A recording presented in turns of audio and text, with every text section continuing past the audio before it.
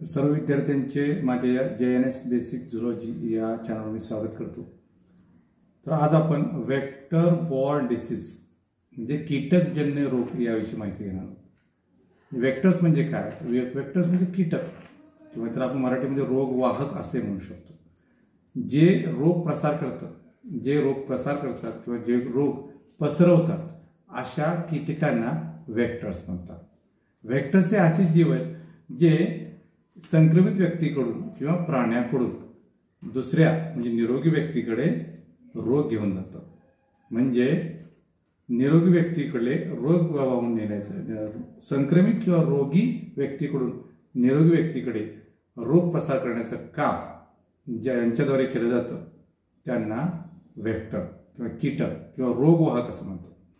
म्हणजे यामध्ये काही वेक्टर बॉर्न डिसीजची माहिती आज आपल्याला घ्यायची आहे। म्हणजे कीटकजन्य रोग म्हणजे कीटकामुळे होणारे रोग आणि त्यालाच वेक्टर बॉर्न डिसीज असं म्हणतात। म्हणजे वेक्टर्समुळे होणारे जे रोग आहेत ते बहुतेक करून उष्णकटिबंधीय भागात आढळतं जास्त करून। कारण या जे वेक्टर्स आहेत, जे कीटक आहेत, जे रोग प्रसार करणारे कीटक आहेत त्यांना सुटेबल असं वातावरण, त्यांना जगण्यासाठी योग्य असं वातावरण उष्णकटिबंधीय प्रदेशामध्ये आपल्याला आढळून येतं। म्हणून अशा प्रकारचे कीटक मोठ्या प्रमाणात उष्णकटिबंधीय भागामध्ये आढळतात। जेथे कीटक मुबलक प्रमाणात असतात त्याच ठिकाणी अशा प्रकारचे वेक्टर बॉर्न डिसीजेस आपल्याला दिसून येतात। त्यासोबत जेथे शुद्ध पिण्याचे पाणी किंवा स्वच्छतेचा अभाव असतो, ज्या ठिकाणी स्वच्छतेचा अभाव असतो किंवा शुद्ध पिण्याचे पाणी मिळत नाही अशाही ठिकाणी अशा प्रकारचे जे कीटकजन्य रोग आहेत त्यांचं वाढतं प्रमाण दिसायला लागतं। वेक्टरजनित रोग म्हणजे किंवा कीटकजन्य रोग जे आहेत हे मानवी आजाराला कारणीभूत, वेगवेगळे मानवी आजार प्रसार करण्याचं काम अशा प्रकारचे हे कीटकजन्य रोग होतात। ज्यामुळे काय होतं, काही या कीटकामध्ये काही पॅरासाइट्स किंवा परजीवी अशा प्रकारचे जीव असतात किंवा जीवाणू विषाणू असतात। या जीवाणू विषाणूचा प्रसार हे कीटक करत असतात, म्हणजे एका व्यक्तीकडून दुसऱ्या व्यक्तीकडे पसरवतात। हे वेक्टर जे आहेत हे सजीव प्राणी आहेत, जसे की गोचिड आहे, डास किंवा माशा किंवा डोक्यामध्ये असलेल्या उवा, पिसवा, हे जे काय आहेत हे सगळे वेक्टर्स आहेत आणि हे सगळे काय करतात, रोग प्रसार करण्याचं काम करतात। म्हणजे रोग कुणामध्ये पसरवतात, मानवाकडून मानवामध्ये पसरू शकतात किंवा प्राण्याकडून मानवामध्ये हे रोग येऊ शकतात किंवा मानवाकडून प्राण्यामध्ये जाऊ शकतात किंवा प्राण्यामध्ये ह्या रोग जंतूचा प्रसार हे वेक्टर्स करू शकतात। ते तीव्र रोगांना कारणीभूत असतात, ज्यात लक्षण नसलेल्या किंवा सौम्य गंभीर किंवा जीवघेण्या आजारापर्यंत किंवा कायमस्वरूपी अपंगत्वाची शक्यता असलेल्या दीर्घकालीन आजारापर्यंत यांची मदत लावू शकते। अशा आजारामध्ये आपल्याला माहिती असलेले काही रोग आहेत, जसे डेंग्यू आहे, मलेरिया आहे किंवा येलो फीवर, ज्याला पिवळा ताप म्हणतात मराठीमध्ये, किंवा एन्सेफॅलायटिस, हत्ती रोग आहे, यांचा समावेश होतो। अशा प्रकारचे वेक्टर जे आहेत ते मानवी आरोग्यासाठी धोकादायक असतात। म्हणजे डेंग्यू सर्वसामान्य वेक्टरजनित आजार जे साधारण 130 देशांमध्ये जगातील निम्म्याहून अधिक लोकसंख्येला धोकादायक ठरलेले आहेत। यामध्ये सर्व वेक्टरजनित आजार जे आहेत हे आजाराचा विचार करताना स्पष्ट आहे एक प्रचंड धोका असतो, प्रचंड धोक्याचं अशा प्रकारचे सगळे रोग प्रसार करतात। रोगाचा भार जे आहे यामुळं उष्णकटिबंधीय प्रदेशामध्ये राहणाऱ्या लोकांमध्ये वाढतो। उष्णकटिबंधीय भागातील सर्वात जास्त हा रोग पसरतो। यापैकी बरेचसे वेक्टर हे या भागामध्ये आढळतात, कारण वेक्टरचे अस्तित्व तापमानावर, पावसाच्या स्वरूपावर आणि ह्युमिडिटी म्हणजे आर्द्रतेवर अवलंबून असते। आणि या उष्णकटिबंधीय प्रदेशामध्ये तापमान, त्यांना हवे असले तापमान, त्यांना हवी असलेली आर्द्रता मिळते म्हणजे त्या ठिकाणी वाढतात। वेक्टरजनित आजाराचा जास्त करून गरीब व जास्त लोकसंख्या असलेल्या देशावर परिणाम होतो किंवा ह्याला फटका बसतो। जे गरीब देश आहेत, ज्या ठिकाणी लोकसंख्या जास्त आहे त्या ठिकाणच्या भागामध्ये राहणारे लोक जे आहेत त्यांच्यावर ह्या वेक्टर किंवा हे कीटकजन्य रोगांचा प्रभाव जास्त दिसून येतो। कारण या समुदायामध्ये स्वच्छ पाणी हा एक प्रॉब्लेम असतो आणि स्वच्छता हा एक दुसरा प्रॉब्लेम असतो। कारण स्वच्छ पाणी प्यायला मिळत नाही, स्वच्छ अन्न खायला मिळत नाही आणि स्वच्छतेचा अभाव या ठिकाणी दिसून येतो किंवा त्यासाठी स्वच्छतेसाठी संघर्ष करावा लागतो। म्हणून या ठिकाणी हे अशा प्रकारचे रोग जास्त प्रमाणात प्रसारित होताना आपल्याला दिसतात। तर यामध्ये प्रामुख्याने यांच्याकडे, या देशांकडे, गरीब देशाकडे पायाभूत सुविधा कमी असतात आणि त्यामुळे या रोगांचा प्रसार मोठ्या प्रमाणात होताना आपल्याला दिसून येतो. त्यामुळे वेक्टर आणि त्यापासून पसरणारे जे रोग आहेत त्यांना अनुकूल वातावरण निर्माण होते आणि त्यामुळे हे रोग प्रसरून पावतात किंवा हे रोग प्रसारतात किंवा यांचा मोठ्या प्रमाणात प्रसार होत असतो आणि याचा आर्थिक परिणाम देखील होऊ शकतो. कारण आजारपण आहे, अपंगत्व आहे किंवा मृत्यूचा परिणाम आहे, यांच्यामुळं उत्पादन क्षमतेवर परिणाम होतो. मग हे वेक्टर बॉर्न रोग जे आहेत ते गंभीर आहेत का? तर आहेत.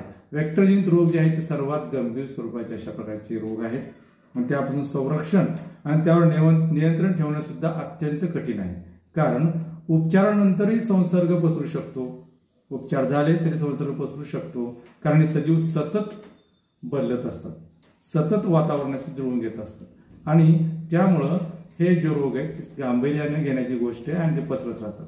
वेक्टरचे गांभीर्य इतर रोगापेक्षा मोठ्या प्रमाणावर आपल्याला दिसून येतं आणि जलद प्रसार होतो यांचा. कारण त्यांच्या क्षमता, त्यांच्यामध्ये जे रोग प्रसार करण्याची क्षमता असते या प्राण्यामध्ये, या कीटकामध्ये मोठ्या प्रमाणात असते. म्हणून ते एका मानवाकडून दुसऱ्या मानवाकडे जातात. एका निरोगी व्यक्तीच्या संपर्कात निरोगी व्यक्ती आला की हे अशा प्रकारचे रोग जे आहेत त्याकडून दुसरीकडे जातात आणि सूक्ष्म जंतूचा प्रसार मोठ्या प्रमाणात करत असतात. काही वेळेस काही उंदीर आहेत किंवा काही इतर माकडे आहेत, पक्षी आहेत, कुत्रे आहेत, यांच्यामुळे हे प्रसार करतात किंवा यांच्यामुळे संक्रमित होताना आपल्याला दिसतात.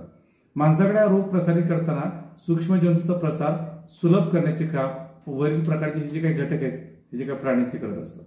तसेच या जीवामुळे गंभीर आजार होऊ शकतात. अशा रोगावर उपचार करणे कठीण जाते आणि त्यामुळे संरक्षणासाठी वेक्टरचे उच्चाटन करणे आवश्यक असते.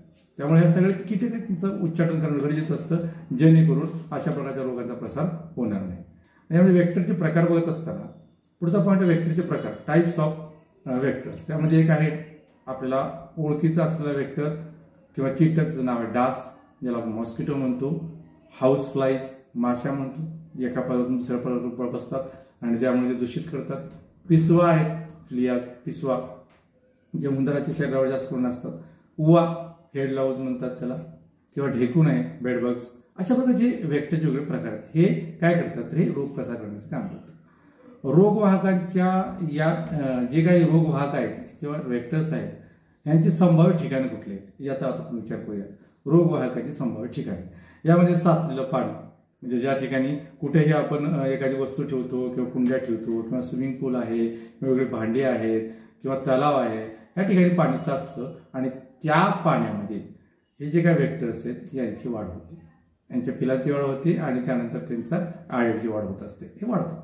म्हणजे पावसाचं पाणी जमा होण्याची जी ठिकाणं आहेत किंवा उद्यानामध्ये आहे किंवा ड्रेनेज आहे किंवा आपण जे वेगवेगळे वस्तू टाकतो, जे टायर आहेत किंवा डबे आहेत, त्यामध्ये पाणी साठतं आणि त्यामध्ये वेक्टर जे आहेत ते काय करतात, त्यांची पैदास करण्याचं काम करतात.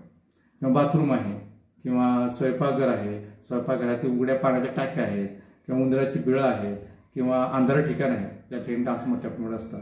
किंवा AC वातानुकूलन यंत्र आहेत किंवा आपण जे व्हेंटिलेशन ठेवतो, व्हेंटिलेशन होल्स जे आहेत त्या व्हेंटिलेशन होलमध्ये किंवा वायुविजन छिद्रामध्ये साचलेले जे पाणी असतं त्यामध्ये सुद्धा हे वेक्टर्स मोठ्या प्रमाणात वाढतात.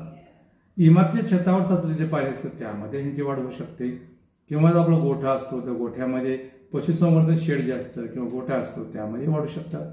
किंवा ज्या ठिकाणी कोंदट, अस्वच्छ जागा आहे, अस्वच्छ झोपण्याची जागा आहे, त्या ठिकाणी पण यांचं वाढ होऊ शकते. या वेक्टरपासून संरक्षण करण्यासाठी काही प्रतिबंधात्मक उपाय आपल्याला करावे लागते. प्रत्येक वेक्टरमुळे कोणकोणते रोग प्रसार होतात, म्हणजे माशांमुळे कोणते रोग प्रसार होतात, डासांमुळे कुठले होतात, या सगळ्यांचा अभ्यास आपल्याला स्वतंत्र करायचा आहे. पण त्याआधी आपण कॉमन अशा प्रकारची गोष्टी बघूयात की या सगळ्या वेक्टरपासून, या सगळ्या कीटकापासून आपलं संरक्षण करण्यासाठी कोणते उपाय केले पाहिजेत हे आपल्याला कॉमनली माहिती आहे, आपण वाचतो किंवा ऐकलेले असतो. त्यामध्ये एक आहे योग्य कीटकनाशकांची फवारणी करून घ्यायची. ज्या ठिकाणी आपल्याला वाटते की अशा प्रकारचे कीटकांचं प्रमाण वाढते त्या ठिकाणी योग्य कीटकनाशक फवारणी करून घ्यायची. म्हणजे कीटक वाहक जे आहेत, म्हणजे वेक्टर जे आहेत त्यांना आपण काय करू शकतो, त्यांच्या आळ्या आहेत त्यांचे स्थान जे आहेत आपण नष्ट करू शकतो. त्यासोबत तलाव आहे, पाणथळ जागा आहे, ह्या ठिकाणी जागेमध्ये ही जागा भरून काढायची ज्या ठिकाणी पाणी साठू नये, म्हणून या जागेमध्ये काय करायचं, खडक टाकून भरून घ्यायची. कचऱ्याची व्यवस्थित विल्हेवाट लावायची, पाणी साचणार नाही याची काळजी घ्यायची. त्यासोबत जर आपण अशा ठिकाणी राहत असू तर लांब बाहेरचे कपडे आपण वापरू शकतो, किंवा कीटकांचा प्रादुर्भाव असलेल्या ठिकाणी पाय झाकणे किंवा त्वचेवर कपडा झाकणे किंवा कपड्यावर कीटकनाशक लावणे किंवा उघड्या त्वचेवर आपण काही कीटकनाशके लावू शकतो, ज्यामुळे आपल्याला डास चावणार नाही. कीटक आत येण्यापासून रोखण्यासाठी आपण सर्व खिडक्या तसेच जे आपले दरवाजे आहेत त्यांना जाळी लावू शकतो. म्हणजे लहान छिद्र असलेली जाळी आहे ती आपण त्यावेळेस लावू शकतो, जेणेकरून हे कीटक किंवा थोडक्यात डास किंवा मॉस्किटो आत येणार. तुम्ही बाहेर झोपण्याचा विचार करत असाल तर मच्छरदाणीचा वापर करावा लागेल. पाण्याच्या टाक्या घट्ट झाकून ठेवाव्या लागतील. जुने टायर असतील, झाडाच्या कुंड्या असतील किंवा साधारणपणे न वापरलेले उपकरणे असतील, यासारख्या ठिकाणी ज्या ज्या ठिकाणी पाणी साठण्याची शक्यता असते त्या ठिकाणी हे पाणी सांडून टाकायचं किंवा स्वच्छ करायचं. जेव्हा तुम्ही घराबाहेर बराच वेळ घालवता तेव्हा टॉयलेट कव्हर असेल किंवा ड्रेनेज होल असतील किंवा गटारे बंद करावे लागतील. फ्लॉवर पॉट्स काही ठिकाणी काही लोकांच्या घरी फ्लॉवर पॉट्स असतो, त्या फ्लॉवर पॉट्समध्ये पाणी आपण ठेवतो. ते पाणी जास्त दिवस ठेवलं तर त्यामध्ये डासांचं पैदा होऊ शकते. मग ते पाणी वेळोवेळी किंवा दर 2 दिवसांनी बदलणं गरजेचं असतं. छतावरील बागेतील ड्रेनेज हे जे काय आहे ते वाहिन्या त्या ठिकाणी पाणी साचून याची काळजी घ्यायची. कीटकजनित रोग आहेत किंवा वेक्टर बॉर्न डिसीजेस आहेत, कीटकजनित रोग पसरण्यासाठी अशा ठिकाणी प्रवास करणं टाळायचं ज्या ठिकाणी अशी साथ आलेली आहे. पिवळा ताप आहे किंवा मलेरिया आहे, यासारख्या रोगी ज्या भागामध्ये जास्त प्रमाणात आहेत त्या ठिकाणी जायचं टाळायचं. किंवा आपल्याला जी काही लस आहे ती लस घेऊन किंवा काही औषधं आहेत ती औषधं घेऊन आपण त्या ठिकाणी जाऊ शकतो. काही ठिकाणी ढेकून चावण्याची शक्यता असते.